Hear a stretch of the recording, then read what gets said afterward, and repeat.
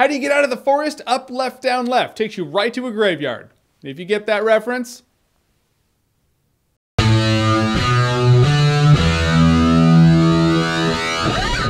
The Forest. So The Forest is another ghostly-ish movie that comes out in January. Every January there are ghost movies. It's almost like January is the new October. This movie stars Natalie Dormer. She finds out that her twin has gone to this forest in Japan where people go to commit suicide. She's like, I gotta go get her. She's not dead yet. And so now she takes a tour guide into the forest with her. And then the creepies happen. That's what we're here for. 5 minutes into the movie, the creepy things start happening. She's not in the forest yet, but you know, creepy imagery and jump scares. There were some jump scares. It was kind of irritating. This shit started 5 minutes into the movie. I mean, to keep this in mind, however long this review is, if the start of this video was the start of the movie, by the end of this video, the creepy things start happening. It just didn't make sense to me. However, we get into the forest, and then I actually started enjoying myself in this movie. It's not the smoothest execution I've ever seen, but I did enjoy the movie for what it was. And I also enjoyed this movie for what it was going for, which was more of a psychological thriller rather than, you know, your cliche average-ass ghost story. It did try to overreach a bit because it's not as smart as the movie wants to be, but I have seen much worse, guys, let alone in January. I feel like if you're a fan of this genre, you're gonna enjoy yourself too. That is, if you are a fan of this genre. I'm just saying, if generally speaking, you don't like movies like this,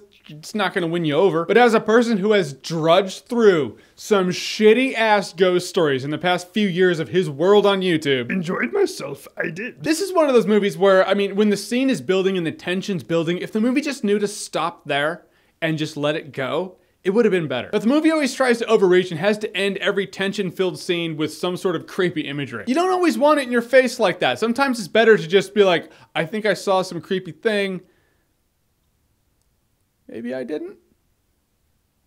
Maybe I'll go back to the tent. And you can save the imagery for next time. Sometimes that can add to the experience. This movie didn't really know to do that. Plus there's a scene in the tent where I was like, they got this from the Blair Witch Project. They just did. I suppose it's harder to cite this movie for ripping it off when it's 15 years later, but I'm just saying when I was watching the scene, though it did have differences, I thought Blair Witch Project. And this movie is ultimately, there are supporting characters in the movie here and there. Really, the cast is comprised of Natalie Dormer and generic. And the last part of the last act of this movie really tries to wrap the movie up in a way that's so rushed, you almost feel like that could have been an entire half an hour of screen time that they used to really flesh it out. It's almost like they're like, guys, they're charging us by the minute. Really wrap this shit up. Guys, in the end, The Forest isn't groundbreaking, and if you're not a fan of this genre, it's really not going to win you over. But if you are a fan of the creepy ghost genre, this movie does play it more towards the psychological aspect rather than just the ghost aspect. The intro is a little sloppy, but once you get to The Forest, it's a solid dishing of what you came for. And in that, I think you're going to have a good time in this movie. A few jump scares are going to irritate you, but in the end, I really felt that The Forest was a good time. No alcohol required. All right, guys, so The Forest, have you seen it? What did you think about it? Whatever you thought, comment below. Let me know. And as always, if you like what you've seen here and you want to see more, click right here to see more.